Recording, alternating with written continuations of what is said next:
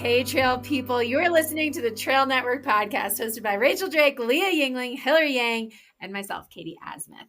We're here to celebrate the community connections and the untold stories within trail running. And today we have hosts Rachel Drake, Hilary Yang, and myself, Katie Asmuth, who we're going to do a little bit of a rundown of what UTMB is, maybe a UTMB 101.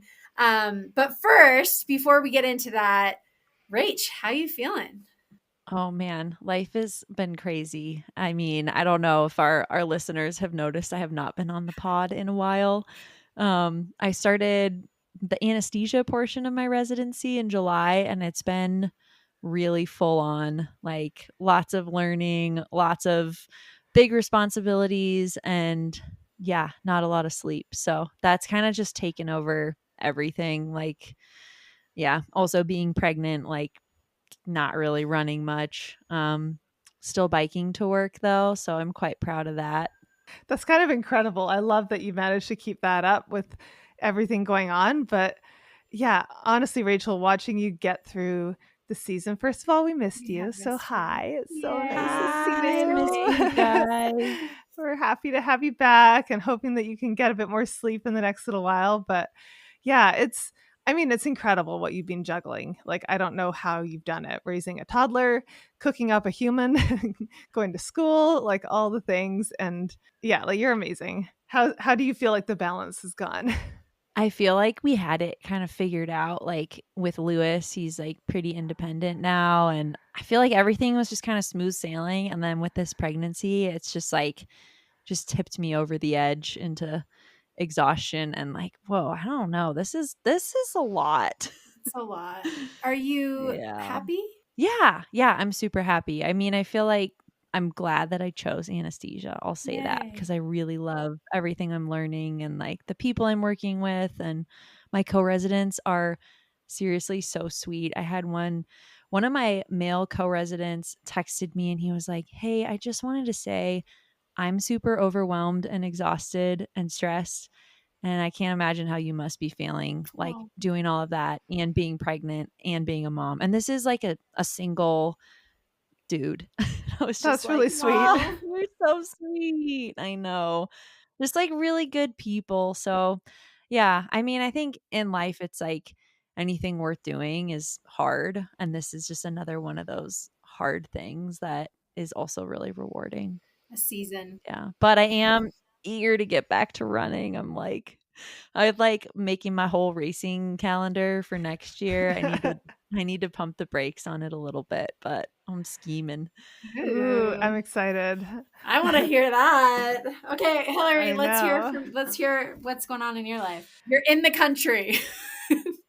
Yep, I'm back in the country as of last night. No, I was up in Squamish, BC for the weekend at an Arc'teryx event, which was fun. And actually jumped in and helped with a photo trail running clinic on Sunday, which was super fun. And we had like a bunch of people that were out just wanting to like learn how to do more photography with their trail running. So, and we were doing it with like fast and light. So the idea was you were just shooting with a point and shoot, which is kind of cool. And I'm writing a little piece on the whole thing, and I decided I would also do it with a point and shoot, which is like a fun challenge for me because it's like a little fixed lens, and so you are the zoom, like, you know, you're the one that has to run around to get the shot, and sort of makes you more creative, you know. And it was nice to play with cameras again because I feel like I don't actually get to do that much right now. You know, it's funny, for like all the things that I do right now that I really love, in some ways it's like the more that you put yourself in positions of responsibility or take on more stuff, the less you get to do the thing that like got you into everything to begin with. And it's something I've wrestled with for the last few years because I feel like some people don't even know me as a photographer anymore, and that used to be like my entire identity.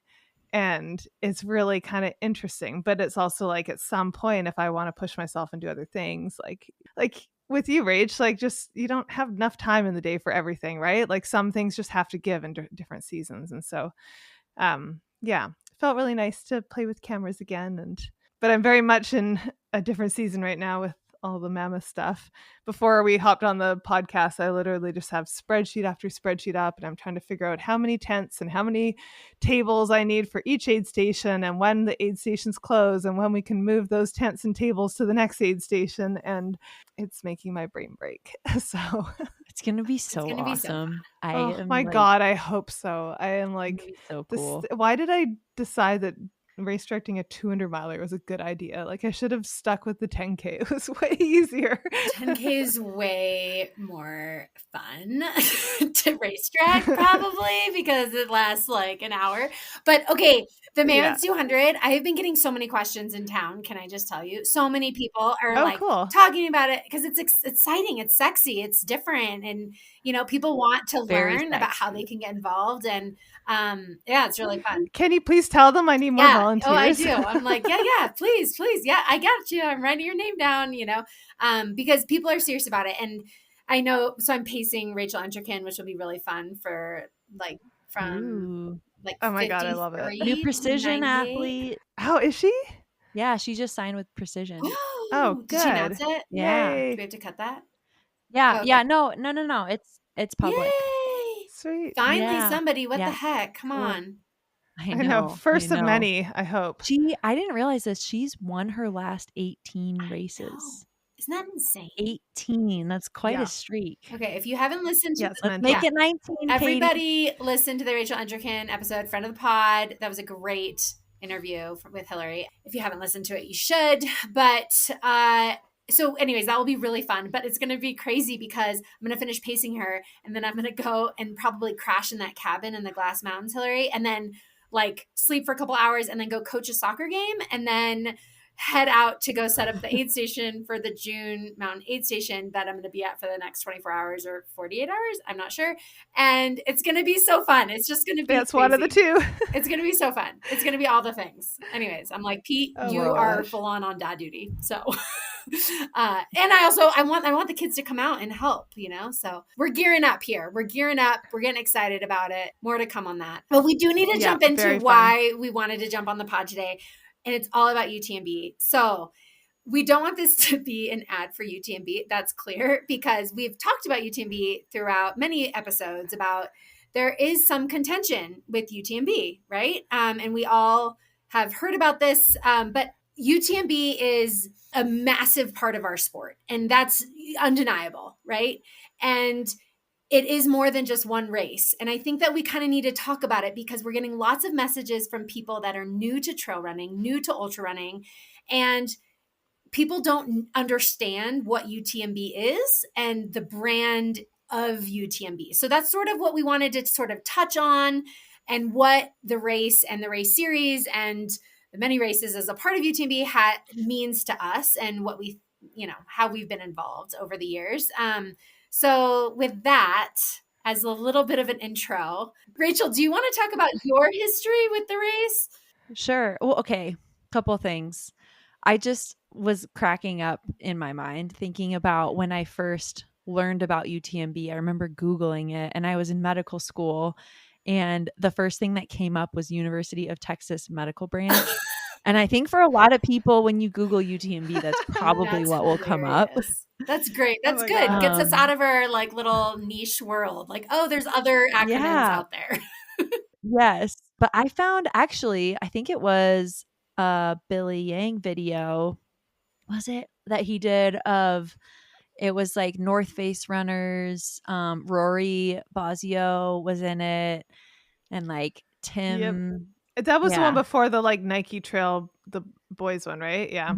Yeah. It was an old one, like the year that Rory won. And mostly I just thought Rory was cool, but like all the scenes of the race and like learning about how you start in France, you run through Italy, and then you run through Switzerland and finish in France. Like you give this mountain, Mont Blanc, this big hug with your body. Like, I don't know. I saw a meme that said that you can like have diarrhea in 3 countries in 24 hours or something like that. Like very few races will let you do that. And I was like, oh, that's kind of funny. That's hilarious. And you probably I think I'm paraphrasing, but yeah. Yeah. It's just a really aesthetic route. Yeah, I mean, honestly, it's kind of what got me into trail running. I was like, this is cool. And I've never done the longest race, the Ultra Trail du Mont Blanc that circumnavigates the entire mountain, but it's pretty Well, spectacular. it's funny. Billy just finished doing that. So every year for the last 3 years, he's led a group around the TMB, and they do it in like 5 days, which he loves because during UTMB, the 100 miler, you like don't see Italy because you start in the dark. And so you sort of Mhm. miss all of this stuff. And so, Which is like the best part. yeah, I know. That's what he says too. I still haven't done the whole thing. I've done one of them. We'll get to that. But yeah, it's a fun way to explore it and sort of go around there. But Rach, I think yeah, it's interesting for a lot of people. Maybe it's their first overseas trip, even, or first sort of like big trail running traveling experience. Like it does feel like this thing where I've met a lot of people over there where they're like, this is my first time abroad or whatever. But something about going for a race or whatever feels like it's maybe more familiar, like it could be a good way for people to travel. But it's really fun. It does feel like the Super Bowl, and there's like 10,000 people crammed into Chamonix. I think we need to take a step back, and we do need to talk about like what it is. Should we start from like just like take a step? Rach, what were you Yeah. about to say? Then we'll Yeah, interrupt. yeah. It's a lot of acronyms. That's what it is. I was gonna say, I think the Chamonix Valley is like not it's not like true France. It's like a very international city, Mm. especially this time of year. It's like, I mean, like English is the primary language, I feel like, in at least in the main part of the city. Like it I think it's a cool way for people to get an international experience without all the like additional challenges of navigating a different language and different way of yeah, living. But Yeah. yes, Katie, I think we should Just like very back briefly. up. So Yeah. the Polettis, Michelle and Catherine Poletti, started UTMB in 2003. And supposedly it started from somebody, like one of their friends, going, you should make this as a race. You should make this a race. How cool would it be to race the full loop around Mont Blanc, right? And they eventually gave in. They're like, yeah, let's do it. So they do it. And the first year, there's 700 runners that show up. So that's in 2003. Um, famously, Chrissy Mell won that race. She was the first American to win. It was very, very cool. I mean, she talks about it now that she's like, I just thought it was a big adventure. I was on my honeymoon and thought it would be really fun to race this crazy race. And now it is what it is. And, but very cool. It started definitely grassroots where the whole family was involved and a part of helping with the tracking and making the website and all this stuff. And it was very like family run. And then fast forward, they did such a good job of doing the first one that they've built it into many races during over a week. And so now, just to kind of fast forward to where we are now, when we say kind of UTMB, it's not, there is one race that's called UTMB. It's a 106-mile race. But UTMB week is actually a total of 8 races over the whole week of several different distances, 3 of which are most competitive. And many of us professional athletes think of these races as the championship races, really. So OCC is the 50K and CCC is the 100K. And then, of course, UTMB is the 106 miler. So it's like this, those 3 races are like the biggest, most competitive races in the world. Of course, we have a lot of other races that are competitive, but those are the 3 in the world that we really think about as kind of like the championship races. And yeah, so I'm going to start there. Does anybody want to pop in a comment? That was Was that perfect? perfect. We Yeah, don't need to go nailed into it. like each race and each distance, but it kind of like the names of them, like for instance, Ultra Trail Mont Blanc is the Tour de Mont Blanc. The TMB is the trail that circumnavigates Mont Blanc.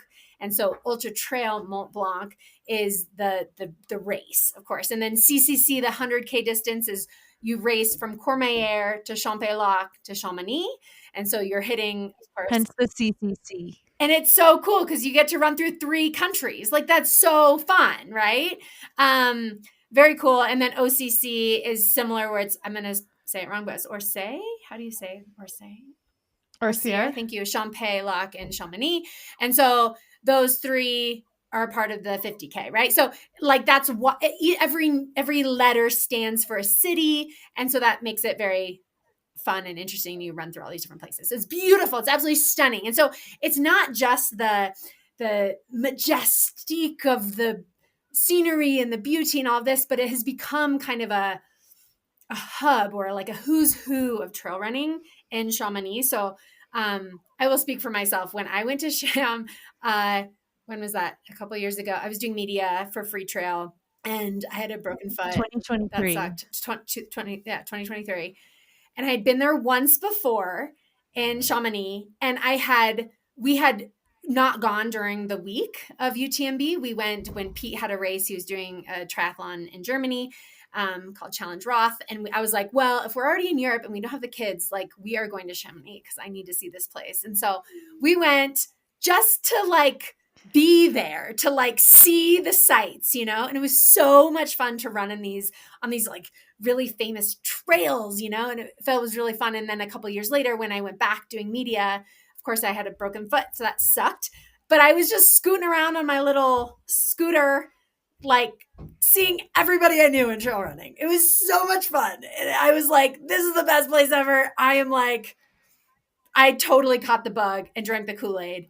And we can fast forward into like what else happened that year later, but it was awesome. And it's definitely a who's who of who's there, but also I think it's like 12,000 people are racing over the 8 events this week from all over the world. Like it's really, really international, like you mentioned, Rachel.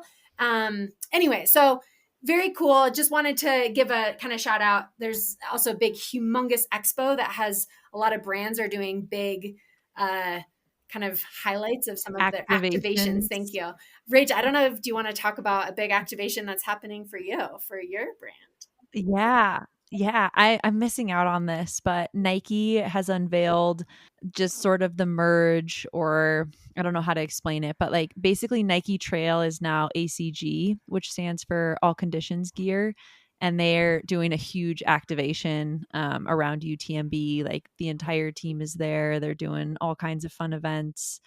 It's super exciting. I think it's just speaking to the growth of our sport and speaking to the investment that Nike's putting into trail running. And it's a really good thing. Yeah, I'm really excited to see what they roll out because obviously Caleb Olson's winning shirt from Western States was very much talked about. If you haven't seen it, it Yes. got compared to a doily, but also in a really sort of fascinating and cool way. Yeah, I totally. don't know how to describe it, but I'm like, it's growing on me, you know? Like they're doing a lot of really cool innovation stuff. Like they're thinking outside the box, and I think it's gonna be really cool to see other stuff that they come out with. I love that. It was funny. I was just thinking about 2023 because I was out there shooting media, and actually Billy and I were invited by UTMB to go over there and be part of the race week. And they invited us to run OCC and then be part of like all the other UTMB stuff. And we were like in a media car that traveled around, and super fun. It was a really fun experience.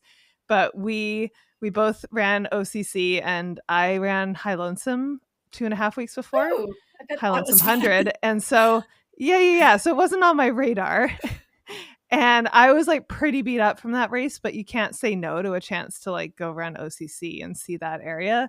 So I was like, whatever, I'm just going to do it. Billy and I can do it together. Like my legs were shot. I was like, And so we decided we were going to like race it together, which we'd never done before. And it was all fun and games until Billy decided the day before that he was going to just stock up on Haribo candy, like all the gummy candies. Because if you go into the grocery stores in France, for some reason, they have like a trillion varieties that we don't have. And he got really excited about it. And I have a video of him standing there holding like 10 bags and being like, this is the best idea ever. Why don't more people fuel their races with Haribo? Like, this is going to be great.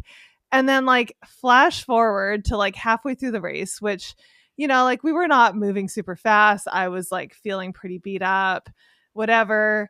And Billy's just been sugar bombing all day. And all of a sudden it just like hits him. And he just bonked like so hard. And also the aid stations at UTMB don't have like the traditional aid station food. They have like salami and cheese, but like not as much of the like stuff we're used to. So I think he just wasn't eating anything else. Anyways, I turned around and he was just like gone. And I was like, where'd Billy go? And I like looked down the mountain and I can see him like curled up by a tree, like sitting there. Oh my And I go down God. to him and I'm like, how you doing? He's like, I have a stomach ache. And he was just like Oh. destroyed. And it was hilarious. Like I just got the giggles and we basically had to walk like 15 kilometers at the end. And he kept disappearing on me. And I would actually like ask runners as they were going by, I'd be like, hey, do you see this guy just like sitting under a tree? And they're like, oh yeah, he's back there. And I'd be like, Oh my oh goodness. my gosh, I have to go get him again. Oh no. Anyways, there's a really funny video about it on his YouTube. And we did tell it truthfully. I kept filming him with the GoPro the whole time, even when he told me not to. So it ended up being pretty funny. Good. We should link that in the show totally notes. should. Totally. But that is my one and only running experience with OCC. Wait, Hilary, really quick. That was also the year that you surprised Billy, wasn't it? Because I remember, was it that year? It was a different. I think it was that year. It was a different year. Oh But no, he I'm sorry. surprised I didn't you? run it in 2023. I ran it in 2021. There we go. Time has flown by. 2020. Because I saw you guys out there, surprised and I him. remember he Yes. surprised you, or you surprised. What happened? I'm forgetting. I think you surprised him. I surprised Yeah, him. okay. Oh my gosh. Time goes by in a really, really scary way, you guys. So sorry, that was 2021. We did the OCC after High Lonesome. Whoops. 2023, I didn't think I was going because that was the year we got married and I didn't have a green card. So I couldn't leave the country, except that my green card arrived the week of UTMB just randomly. It was after like 4 months, like I wasn't expecting it for like a year. I was like, I'm just in the States. And it arrived in the mail, no explanation, no interview, no nothing, just green card. And I was like, oh my gosh, I can travel again. And Billy was doing the Tour de Mont Blanc. And so friends of ours who were actually on the Tour de Mont Blanc thought like, hey, this would be pretty awesome if Hilary can come and surprise him. He was not doing the race. He was doing the tour, like the TMB, the hike, going like hut to hut with a bunch of people. Okay, yeah, cool. yeah. Which is the way to do it, I guess. It is the way to do That's my it. plan Yeah, next that's year. how I want to do it. Anyways. Oh, yeah. After the race. The best. But like with the kids, do hut to hut after. It would be so fun. Anyways. That's the best. Yeah. So I went over there and I like hiked up to the top of the last like refugio and met the group up there, and because I could like track them and stuff like that. And I have never seen someone more shocked in my life. Like when you think someone's on another continent and then they show up at a hut in the mountains, and like Billy's whole family was in on it to smuggle me out of the house, and like he was trying to text me when I was on the plane. He tried calling me when I was on the plane, and I was like having to like do all these like navigating to avoid, like, I didn't want to lie to him, but I was also like, I really want to keep this a surprise. So wow. Anyways, that was pretty fun. But yeah, what I was remembering, Rach, was when did you do CCC or Tyler did the UTMB? I did CCC in 2019 and then I did OCC in 2021 and 2023. Yeah. Okay. So I think 2021 was the first time I saw you race when you did OCC, because I remember Tyler did UTMB the like following day, but he was out on the course for you when you were doing OCC, and I've just never seen anyone be more proud. Like it was really cute. I think that was 2023. Yeah. My gosh. You got sixth, I screwed this up. Did you get sixth, Rach? You like killed that race. Mm-hmm. Oh my God. Yeah. Tyler, I've just never seen anyone like more excited. It was the cutest thing. Adorable. Yeah. There's a really good photo that he got. No, I think Mike McMonigal took a photo of Tyler taking a photo of me like full stride on the border between Switzerland and France. And it's just, yeah. He's basically really like, that's my girl, just running down the mountain. That was your first like big race. I mean, after Lou, right, Rach? Yeah, I did other races, but it was like my first big race that I actually like was kind of getting back to form. Yeah. Like I ran Sierra Zinal 2 weeks prior and was like 21st or something. And I did the Dolomites Sky Run. I did Broken Arrow. I was doing a bunch of races kind of in the buildup, like learning my weaknesses and like tweaking things. But it was really cool to have a good day there. So yeah. Cool. That was so cool. So, okay. Give us like a little overview on your memories and experiences with UTMB as a whole. Yeah. Okay. So my first experience there, I was in medical school and I went over with 2 girlfriends in my med school class and we did the full circumnav over 4 days. on our summer break, and there was a ton of snow, and we had to like rent crampons and boots, and one of the girls in our group got really bad blisters, and we just fell in love. It was amazing. I think that was 2017. And then 2019, I had just signed with Nike like 2 months earlier. Ran CCC that year and was seventh in a time that I thought was good, but now like wouldn't even be top 10. Like it's just crazy to see how much the sport has changed. And then 2021, I ran OCC, had a rough day. One of my college teammates had passed away a couple weeks before the race. Her name was Abby Anderson. She was actually Justin Grunwald's sister-in-law. Oh. Yeah, super super sad. Like my heart was just like hurting, but I was also like Abby would want me to go do this, but I was not in a good emotional place that year. And then yeah, we just talked about 2023. It was super fun. Like I was staying in Lezouche with Leah, our podcast co-host, and her husband, my husband Tyler, and then our 1-year-old at the time, Lewis. And we just like had such a blast. We all lived together for like a month before the race. I was doing OCC, and then Tyler and Leah were doing UTMB, and we all like got in the top 10 of all of our races, which was pretty cool. Yeah, and Katie crewed Leah at UTMB that year. Was And that that how was you guys kind of, met? I think we met in the kitchen in like the middle of the night, Yeah, didn't well, we we? had met at Western States training camp, I think, like, a couple years Oh, prior or that's something, right. but because we were Fort, pregnant with Lou, yeah, I Forest Hill. remember. Mhm. But Yep. yeah, I remember we met in the middle of the night, and then we were in Courmayeur together and just, like, hung out. I think that was Courmayeur, right? Oh, No, it I wasn't was like, Courmayeur. we talked about starting a podcast Yeah. there too. Was it I Courmayeur? Why remember am I we were blanking? it It was was Courmayeur, yeah. Courmayeur. I remember because oh man, we should post this on our Instagram, but I have a video of you. We're like kind of slap happy It's like middle of the 2 night. AM. I think it was like Jim Walmsley and Zach Miller were coming into the aid station, and Katie's like pretend news sports casting from outside.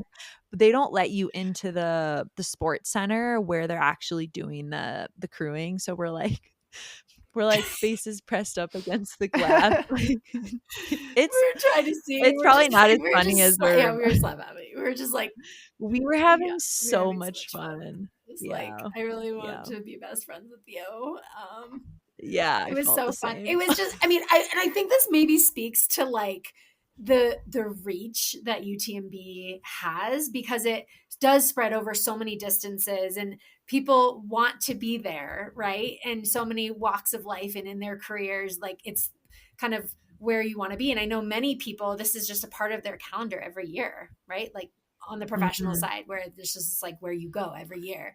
Um, I mean, it Mhm. feels like it everyone's there feels right like now, right? everyone's there Like except us, you guys. Like everyone. I know. the FOMO, I'm like, if I told Billy, I'm like, don't send me another photo of you with a friggin' Aperol spritz in hand and a mountain in the background. I don't want to see it. I'm over being happy for you. I'm just jealous. Like, Oh my gosh, it's so but it's like hard. hard not You like to. don't even want to I be on know, it's social media because you're beautiful. just like, I want to be there so bad. I want to be there. Yeah. Yes, but also I feel like if you go every year, it's not as sweet when you do get to go. Like, I think it's okay to like make yourself long for it a little bit, because it's like it is such a treat that, not everyone gets to go to UTMB every year. Like that's a big trip. So, That's true. Yeah. yeah, it's okay. It's okay that it's a sweet treat. It really Yeah. is like That's for a good most way of people, like putting a it. once in a lifetime to get there, right? And Yeah. that's how it really should be when you think about the carbon footprint of all of us going there from all over the world Right. every year. I mean, and the cost and all of that. But I do think it's a good kind of like maybe bridge to say that UTMB is one of a hand, very not that many other big leaders in our sport. Like they have to be one of the biggest leaders, right? So it's not just this week of UTMB that we say it and it has these 8 events. But besides that, there are these World Series events that there's like 50 plus events all over the world, and you get stones in order to get into these events. And then there's the World Majors. And then if you get a certain place in those, then you get an automatic entry into the week, the championship week, that sort of thing. So you kind of see these like UTMB over like a lot of places. If you start in trail running, you just begin to like see these acronyms, and it's like, well, what is UTMB? So that's why we just kind of want to describe it a little bit. But I will say the Professional Trail Running Association has worked a ton with them, and I've talked about this in previous podcasts, but a ton with them because they are one of the leaders in our sport, and about women equality, and about inclusion and diversity, and about environmental sustainability. And there's been a lot of pushback from things like UTMB taking over a small race that has a local race director and just taking it over and slapping a UTMB on it, and that sort of thing. So there is contention, and it's not all peachy. And there's been a lot of pushback from the community about we want to keep something grassroots or we want to professionalize it. So it's a lot of this back and forth. They are now owned by Ironman, which was also really big news at the time. So there is definitely a pushback to UTMB, and there's a lot of folks that feel like they want to run anything but, just sort of in a stance against that movement. But as you can hear, our listeners can hear, like, we have all had really positive experiences as well. And my personal opinion is that I have really worked with their teams to make changes, and I've been really impressed with them actually listening. So I have been on one side where I was going to race CCC and was like, I'm an activist, I'm not going to do it because of what you're doing to our sport, and no.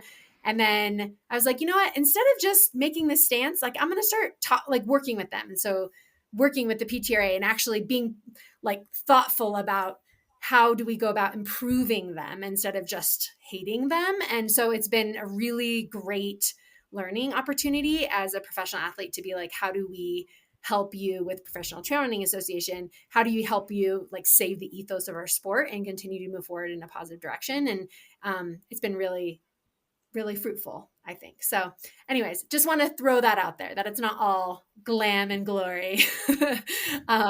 Yeah, that's well said, Katie. And I think it's like any big organization, I think it's easy to find the faults, and they certainly have things that they overlook and haven't always done a good job of recognizing, like where they are just big and take over things.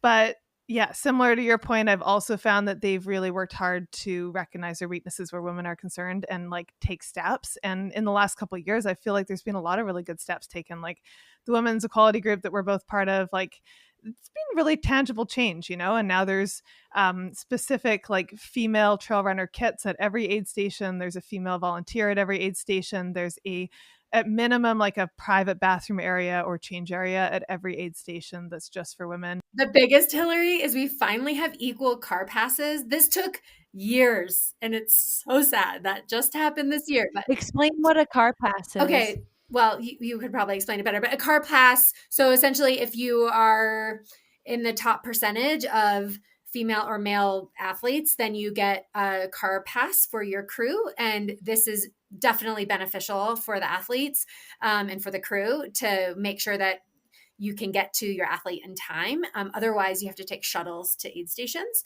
So to get a car pass is a really big deal. And they weren't giving equal number of passes to men and women. And it was like, what in what world do you think, so it took so many meetings to get that, but we got it. And that was huge. And then another big one that started last year is that they're doing half of the start line. So at the very beginning, there gets a lot of press. The first pictures of every race it just gets a ton of press from, all over the world. And we wanted women to be seen because historically it was all men in the front, because it's really intimidating to go out at 5-minute pace for a 100-mile race. And you get with trampled. Like 3,000 people behind you. Scary. So anyways, the men would be in the front and you couldn't even see women in the race. And so we negotiated or talked it over, and it was definitely a lot of back and forth. And we decided together to do half of the start line is the females and half is male. So it was really exciting to have that be across the board of all their races. So going forward and World Series events as well, that's also the case. So they're really pushing for more visibility for women, which historically wasn't there. So it's happening. And yeah, really a lot. And we didn't even mention this, but there's a massive live stream. I think it's in 8 languages. It's really big. There's like 50 to 55 million people watch. It's a big deal. And so we felt, at one point we asked for an audit of the coverage of the men's and women's races, and we wanted to make sure it was equal, right? And so we've been getting that actually the last couple of years. And so we're really pushing for it, and they're responding. And the commentators now, there's always women on board. And so this just is literally year 2 of these changes. Car Pass is year 1. So, but they're changing. It's exciting. It's happening. So I just wanted to comment on that. Yeah. Yeah. And I think Corinne and I have learned through the Here for the Women's Race movement is like, it's always more productive, and it's always better to have conversations where you recognize that ultimately we want to end up with the same thing, which is more women in sport. And it's worth having the conversations, the hard conversations. And I feel like I'm really proud of all the work that all these like women have put into getting here, and also really admire and respect UTMB for being willing to sit at the table with us, because they don't have to. And so I think it's worth recognizing the sport is growing, it's professionalizing. You may like it, you may not, you may choose to do races that are mom and pop, that have no stones and never go over there, and that's okay. And you're going to have a wonderful trail running life. And there's lots of races in beautiful places. Yeah. Yeah, absolutely. But it is a really unusual, unique experience, because it does feel like the Super Bowl is about the only place where you're going to get 10,000 people running these races throughout the week. We just don't have that in North America. The permits are never bigger than a few hundred people. So it's just sort of a very different experience. And sitting from the outside watching it this year, I think for all of us will be cool, because you get to see the storytelling part of it unfold through the live stream. You're not there, but also sometimes when I'm there, I have to remind myself that it can be really hard to know what's going on, because you're just trying to catch shuttles and, figure out where you need to be, or it's just sort of like, it's its own chaotic experience. But maybe we can sort of finish off our UTMB discussion with just like a couple little shout outs and nods to some of our favorite friends that are going to be running, and started off with TDS, since that actually just finished, and our friend of the pod, Kareth Arnold, just won, which first American ever. Oh my gosh, to win TDS. That is freaking cool. And Kareth has had a heck of a year. And I'm just like super excited when I saw that post today. I was just like, and by a lot too. Like do you know? I think, okay, I don't know off the top of my head, but I think third was like 2 or 3 hours back. Wow. Oh my gosh. Because she ran 22 hours something, and I just saw third was like 23 or 24 hours. I think 24 hours something. So TDS is one of the 8 races of the week, right? So we mentioned UTMB, CCC, OCC is kind of like the most competitive, right? Well, TDS is the most technical. I think everyone would agree with that. That is the most challenging. It's the hardest. I think everybody says it's the hardest. I mean, it's 92 miles, and it has a 42-hour cutoff. So that really shows how hard it is. But pretty, like, Americans notoriously have not performed there at all. Like Hilary Allen was second in 2019, and that's, I think, as close as another American has gotten. So don't quote me on that, but it's pretty rugged and really shows Kareth's, versatility, incredible. Like what she's her first time racing amazing. UTMB, and she was second at High Lonesome this summer. Like, really, that's go listen to her on the hell pod. of a debut. She's a friend of the pod, mom, total badass. Yeah, very cool. Guys, I don't even know if like the second and third place women have finished yet. I know, because it's that hot off the press. We're recording Tuesday No, night. seriously, because I think this third place, it was a third place man that was 25 hours. Oh my gosh. How did she do Dang. that? She ran 22 hours and 58 minutes. Oh, Wow. oh, that's really cool. Oh, wait, no. Okay, second place woman was Helene. She ran 24:23. So, So yeah, 2 she hours. won by over an hour. All right. If I'm going to give a shout out to somebody, I'm going to give a shout out to Danny Moreno, close friend of ours, Danny! also a friend of the pod, neighbor here in Mammoth Lakes. But she's coming off just like she's such a baller and such a fighter. And yeah, she broke her foot last year racing At at Yeah. OCC. She still, I think, has the fastest time in that last section ever, which is pretty insane with the broken foot. But anyway, so she came back from this broken foot. She then races to a third place at Broken Arrow. Absolutely like ferocious close. I think she made up like 6 minutes in the last couple miles, like absolutely insane for her to have that be her first race after a broken foot. Incredible. And then she breaks her toe with she's wearing toe spacers around the house, and this is her story to tell obviously, but she's been public about it, and she breaks her toe just walking. You guys, so heartbreaking. Like, no, like life is not fair. That's not okay. It sucks so badly. And she just has tapered and really played the long game and was like, hopefully I can toe the line at CCC. It'll be her first 100K. No pun Yeah, intended. and she's just gonna show up Sorry. and hopefully toe the line. And she's gonna race this 100K, and I just hope she gives it hell, and I hope she's happy with whatever happens because we're all so proud of her. So Oh, major shout out to Danny Moreno. very big shout out to Danny. Yeah, I mean, these lists are just absolutely ridiculous looking through them. It's really fun because it does bring together like just the best runners from all over the world. Like the fields are so stacked for all the women. So yeah, very, very excited. Obviously, Courtney headlining the UTMB full race is the story. Maybe for the top win overall, I don't know. She's in a league of her own. But Abby Hall's lining up to race, Oh, which yeah. is So amazing. cool. Ruth Croft, Emily Hawgood, who's a good friend of mine, Heather Jackson. There's lots of just like really incredible women that are doing the full loop. And then obviously OCC and CCC. So yeah, it's there's still a long ways to go before there's anything close to gender parity in these races. I think UTMB is still about 10% women, which is shockingly low, Mm-hmm. and I think one of the lower ones, but they are working hard to figure out how to bring more women in and make more women feel welcome. And then I think all these women that are going out here and crushing have a big impact, and going back to what we were saying about the start lines and having 50% women on the start line. I think media is so powerful in shaping how we view things. And I think just full circle to the whole photography thing, it's like, this is how you get more women inspired to do something, is you show them all these women that are there and loud and proud. And it is a bit scary to be one of those women up at the front and to have all these guys there and know they're just going to kind of come ripping by when the race starts. But I think it's really, really important. And so when I saw those photos last year, I just like was fist pumping because it's cool. Like, that's what we need.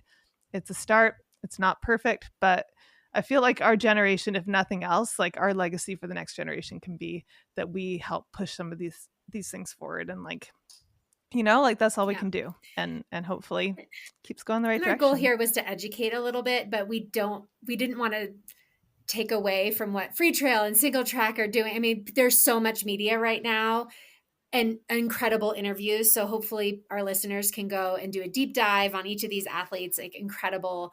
But of course, the 12,000 that are showing up to toe the line, there's so many people and so many stories, and everybody's story is worth hearing. But there is a lot of media out there. And so we didn't want to just do that again or interview somebody else about it. We wanted to really tell our story and our side of what UTMB is, and we hope you enjoyed it. But please feel free to let us know how we did and what did we miss. Rachel, anything to close us out? No, I'm just happy to be here. Love you And guys. not in sham. We Love can you still be too. happy and watch from afar. Yeah. It's going to be great. Taking notes for next year. Are we all going next year? Is that the Yeah, plan? it's gonna be my That's the A race plan. next year. Cool. Pumped. Oh, Which I'm one, so Katie? excited. CCC. I'm gonna start. Cool. I've never raced, so I'm really excited. I'm gonna race CCC, and then the plan is to stay after and hike the TMB with the kids, or at least part of it, and do a hut to hut. It'll be fun.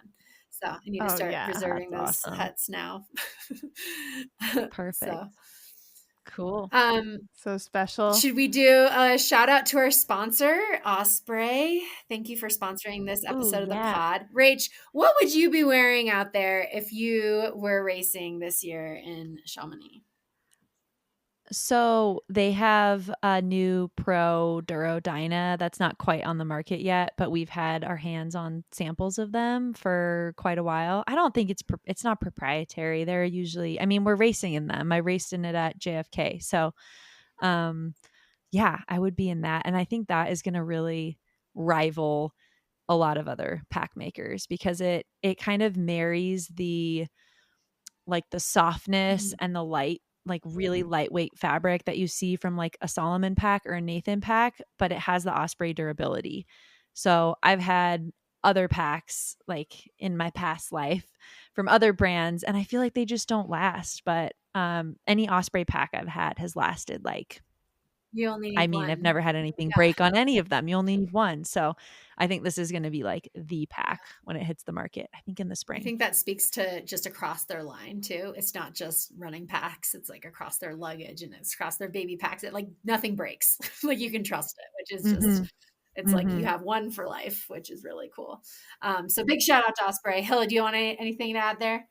Well, not on the Osprey front, but I know that Leah is definitely getting into all things baby carrier and Mm. all of that. So she's going to be putting that through its paces very soon. I saw her take Monty on his first hike, which was really cute. So yeah, we're very grateful. Osprey, they've been our sponsor since the very beginning, our longest term sponsor, and we are very thankful and couldn't do it without their support. But then all of our listeners. So thank you Yeah. guys. Thank you for tuning in, for the comments, for the love, for the ratings, for just all of it. It really is I think keeps us going to hear from you guys, to know that you're listening and hear what you value, hear what you want more of, what you don't want more of. We'll try to listen to it all. Hill, what episode are we on? Oh my gosh, is this 71 or 72? We're over It's 70. one of the That's two. pretty exciting. We're over 70.